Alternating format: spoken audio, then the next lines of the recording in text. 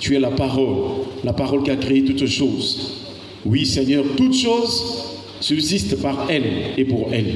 Toutes choses ont été faites par elle, et rien de ce qui a été fait n'a été fait sans elle.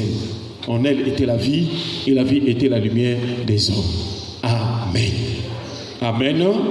Voilà, depuis la journée du lundi, nous sommes en train de voir la polygamie.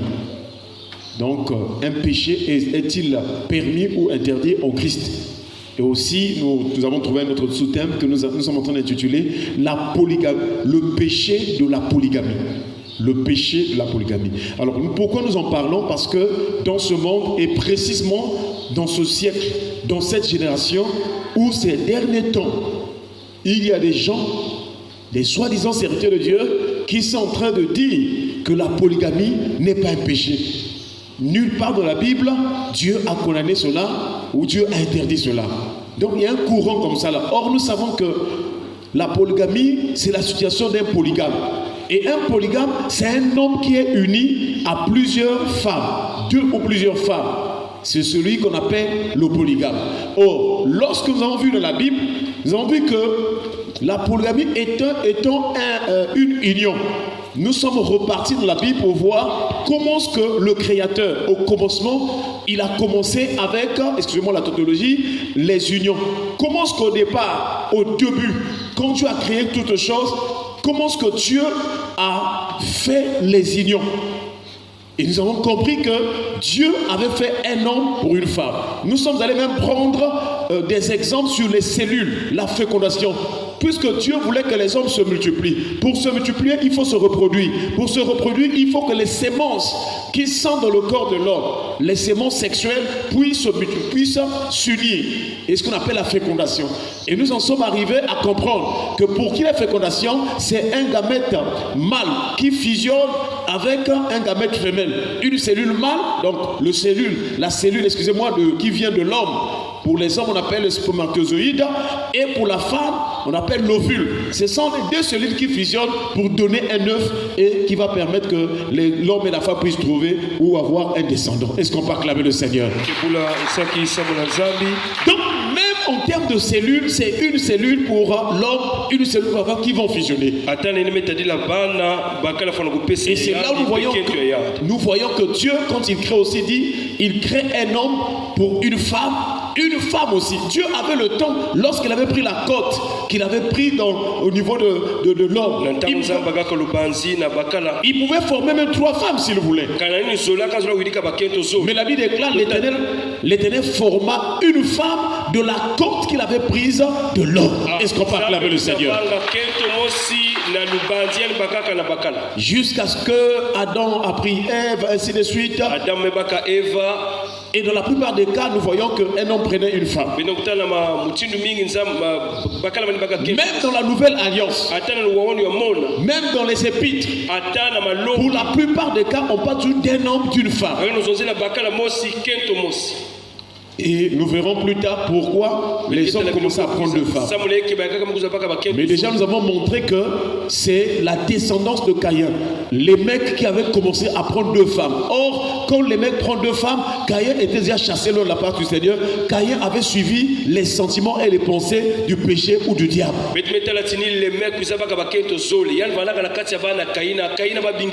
C'est là où nous comprenons que la polygamie vient aussi des sentiments, des convoitises. Mais pour comprendre cela, il faut qu'on parte d'un péché qui est lié à une union entre l'homme et la femme. Et c'est là où nous verrons que la polygamie c'est pire que ce péché-là qui est lié entre une femme et un homme. Et donc le péché qui est lié entre une femme et un homme, ça s'appelle aussi l'adultère. Dieu interdit l'adultère dans la Bible. Et comment est-ce que la Bible nous présente l'adultère? Frères et sœurs, déjà dans la loi de Dieu, il est dit, tu ne commettras point d'adultère. Est-ce qu'on peut acclamer le Seigneur?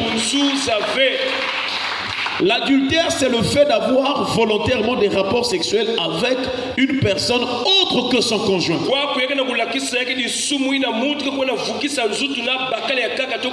Tu es dans un foyer, tu as ton mari. Lorsque tu vas coucher avec un autre homme,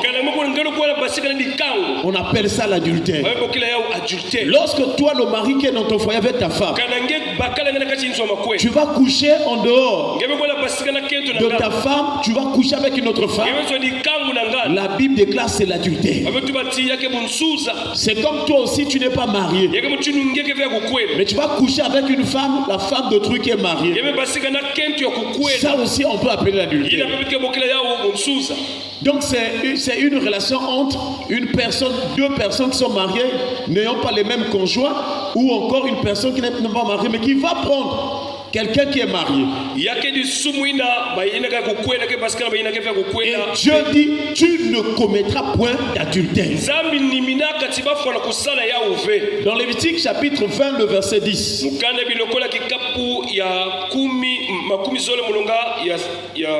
Lévitique chapitre 20, le verset 10. Il est écrit, si un homme commet un adultère avec une femme mariée, s'il commet un adultère avec la femme de son prochain, l'homme et la femme adultères seront punis de mort. Donc même si un homme en dehors va coucher avec une femme mariée, les deux, ils vont mourir. Et nous sommes en train d'être surpris de voir les gens mourir. Oh, parmi les raisons de la mort, c'est aussi l'adultère. Il y a des gens qui meurent parce qu'ils ont couché avec la femme de leur prochain. Frères et sœurs, nous voyons donc que, puisque déjà l'adultère, qui est une relation d'un homme qui est marié à sa femme, qui va coucher avec parfois une femme dehors, c'est un péché. Nous comprenons que la polygamie devient pire que l'adultère. Parce que le polygame, il a d'abord sa femme mariée légalement. Il va encore ajouter une femme. Donc ça devient comme l'adultère par rapport à la première relation. Parce qu'avant qu'il ajoute la femme, il couche d'abord avec la femme dehors, jusqu'à ce qu'il va prendre la deuxième là, il aussi va légaliser la relation. Donc le fait que le polygame, avant de légaliser la relation avec la femme qui sera la deuxième, ou la troisième, ou la quatrième, couche d'abord, il commet d'abord des adultères. C'est en disant que le polygame c'est pire qu'un adultère. Et nous disons que c'est un péché parce que Jésus nous enseigne cela. Donc on peut dire que la polygamie ou bien le polygame c'est un état d'adultère à outrance ou plus. Dans Matthieu chapitre 5 verset 27 à 28. Il est écrit, vous avez appris qu'il a été dit, tu ne commettras point d'adultère. Mais moi je vous dis que quiconque regarde une femme pour la convoiter a déjà commis un adultère avec elle dans son cœur. Donc nous voyons que l'adultère commence par une convoitise, des désirs ou des pensées du cœur. Frères et sœurs, or, nous savons que Jésus avait enseigné que c'est du dedans du cœur des hommes que sortent les mauvaises pensées, les mauvaises choses. Et ces choses-là suivent l'homme. Ces choses-là, ces mauvaises pensées poussent l'homme à pécher. Dans Matthieu chapitre 15 verset 19, il est écrit, car c'est du dedans du cœur, donc du dedans que viennent les mauvaises pensées, les meurtres, les adultères, les impudicités, les vols, les faux témoignages, les calomnies. Donc Marc dit, toutes ces choses viennent de dedans et sur l'homme et poussent l'homme à pécher. Alléluia. C'est là où nous comprenons que ce soit l'adultère, que ce soit la polygamie, alors ça vient des envies. Et c'est pourquoi un frère avait publié une vidéo en disant que en fait le polygame il devient polygame parce qu'il est insatiable. Il n'arrive pas à se contenter d'une femme que Dieu lui a donnée. Il devient insatiable. Or le chrétien doit vivre avec le contentement. Un chrétien doit vivre avec ce que Dieu t'a donné. Si tu as ta femme, tu restes avec ta femme. Mais si tu vas encore convoiter prendre une autre, sache que tu es insatiable, tu n'arrives plus et ça devient un péché.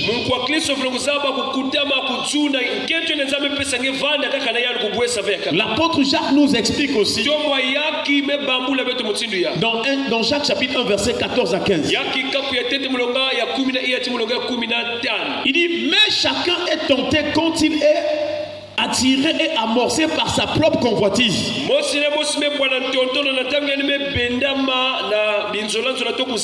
Puis la convoitise, lorsqu'elle a conçu, enfonce le péché. Et le péché étant consommé produit la mort.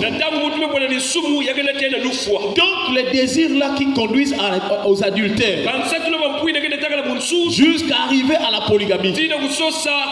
Donc si vous suivez l'enchaînement, le diable commence d'abord à pousser les hommes à l'adultère. Ensuite, il veut en arriver à la polygamie. Je ne sais pas si ça me fait comprendre. Et c'est pourquoi dans la société, dans le monde, vous voyez des gens mourir à cause des unions. À cause des unions. Les gens sont en train de mourir.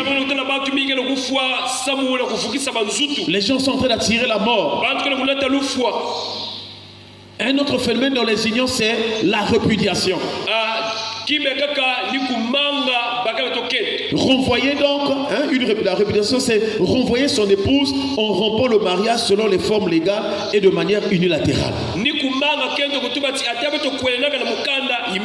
En tout cas, lorsque vous vous unissez avec une femme ou un homme, faites attention de vous séparer. On parle des unions légales, c'est-à-dire que mariage, les parents connaissent, l'État aussi connaît. Si les parents ne vous connaissent pas ni l'État, vous êtes déjà d'office dans le péché, dans le concubinage. Si Jésus revient et vous êtes dans cet état, vous irez en enfer.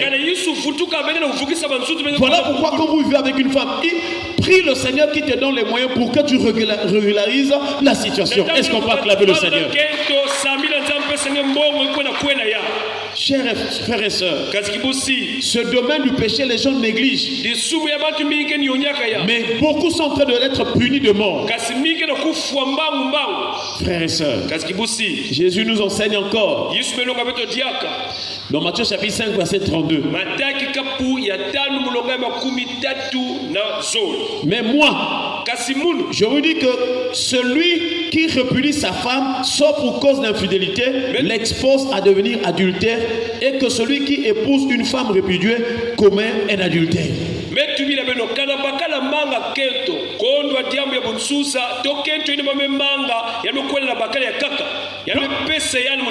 Donc lorsqu'un couple marié se sépare ou bien divorce, si l'un des conjoints couche avec une personne, c'est de l'adultère. Voilà comment ce que le diable, quand les gens s'unissent dans le lien de mariage, il les attaque dans le foyer pour qu'ils se séparent. Parce que le diable sait que quand ils vont se séparer, nécessairement, que l'un d'eux va trouver peut-être un homme ou bien une femme, et ça sera déjà l'adultère.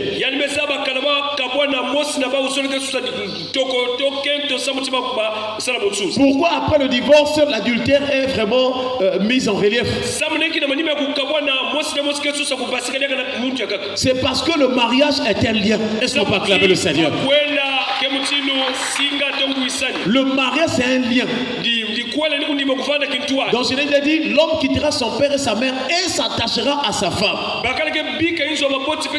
Et les deux deviendront une seule chair. Et c'est un lien. Et quand tu repudies ta femme, tu chasses ta femme alors que vous êtes encore vivant, le lien est toujours là. Et si tu en épouses une autre, tu commets l'adultère. Maintenant, imaginez-vous, toi tu es un homme, tu vas prendre une femme. Ah, je l'ai aimée. Mais cette femme avait été répudiée par un autre homme, peut-être quelque part dans une autre ville. Tu prends cette femme, comme ton épouse. Elle avait été répudiée. Toi aussi, tu deviens adultère.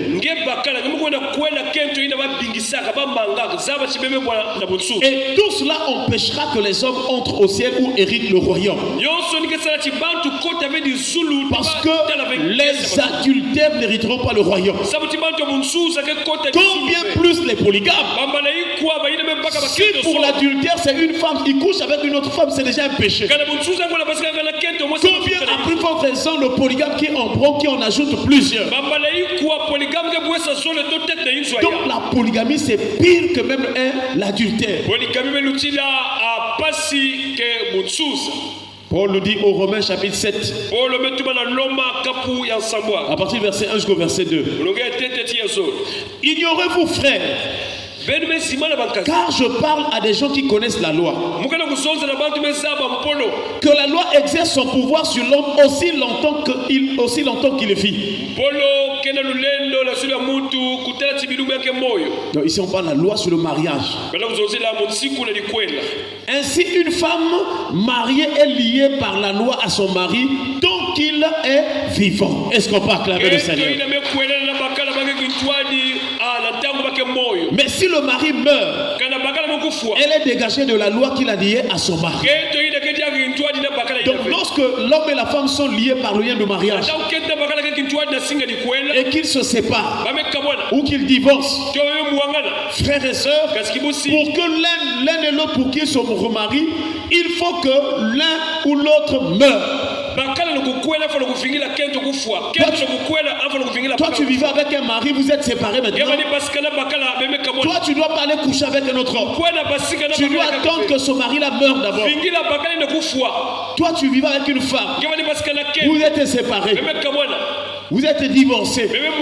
Tu ne dois pas aller chercher une autre femme. Tu dois attendre d'abord la femme-là meure. C'est terrible. En ce moment-là, je ne sais pas, est-ce que vous allez prier pour que l'autre meure vite? Je ne sais pas. Il y a eu des gens comme ça, on voulait vraiment qu'il meure seulement pour que j'épouse une autre femme. Voilà pourquoi dans la Bible, il est dit que quand vraiment vous êtes mariés, il ne faut pas vraiment se séparer. Parce que si vous vous séparez, en tout cas c'est grave. Le diable va vous tenter pour vous emmener à l'adultère. Pour terminer ce matin, dans 1 Corinthiens chapitre 7, le verset 11, les chrétiens de Corinthe avaient envoyé les lettres à Paul pour les questions liées au mariage. Et dans ce chapitre 7 là, vous allez voir que Paul est en train de détailler les types de relations. Il y a même des relations mixtes. C'est-à-dire l'homme est parfois non croyant, la femme est croyante. Et la Bible déclare que si vraiment une femme chrétienne consent vraiment de prendre un homme qui est non chrétien, en tout cas, il peut pouvoir vivre aussi. Mais Paul va détailler ce qui peut en arriver. Donc Paul dit en cas pendant que les gens sont mariés, s'il arrivait la séparation. Au verset 11, il dit, si elle est séparée, donc si la femme est séparée de son mari, qu'elle demeure sans se marier, ou qu'elle se réconcilie avec son mari, et que le mari ne repudie point sa femme. Est-ce qu'on peut acclamer le Seigneur? Malheureusement, Sur le terrain ou dans la vie courante, c'est le contraire que nous vivons. Quand les gens se séparent, c'est vraiment la rancune. Si tu as été séparé, c'est mieux d'aller se réconcilier. Mais souvent les gens disent, papa, je ne peux plus, quel que soit. Je préfère mourir comme ça là. Mais c'est bien si tu te maries pas. Mais si tu trouves un copain quelque part, tu es adultère. Et tu es exposé à l'esprit de mort. Que le Seigneur pardonne ceux qui sont dans ces situations. Que le Seigneur protège ceux qui ne sont pas encore tentés de tomber dans cette situation. Que le Seigneur délivre les polygames. Qu'il délivre aussi les adultères. Que le Seigneur donne l'intelligence et le discernement. Que le Seigneur enlève l'aveuglement sur la vie des hommes, des cœurs des hommes. Que tout voile d'aveuglement que le diable avait placé sur les hommes soit ôté au nom de Jésus. Que le Seigneur donne à tout un chacun d'observer la parole de Dieu, de vivre la parole en ce qui concerne les liens du mariage, et que le Seigneur nous donne de vivre selon sa parole jusqu'à ce que nous allons quitter cette terre. Que Dieu bénisse sa parole. Est-ce qu'on peut acclamer le Seigneur? Baissons les têtes dans la prière. Nous allons remercier le Seigneur pour sa parole. Prions le Seigneur au nom de Jésus. Nous te rendons grâce au Père de gloire pour ta parole au-dessus de notre Père.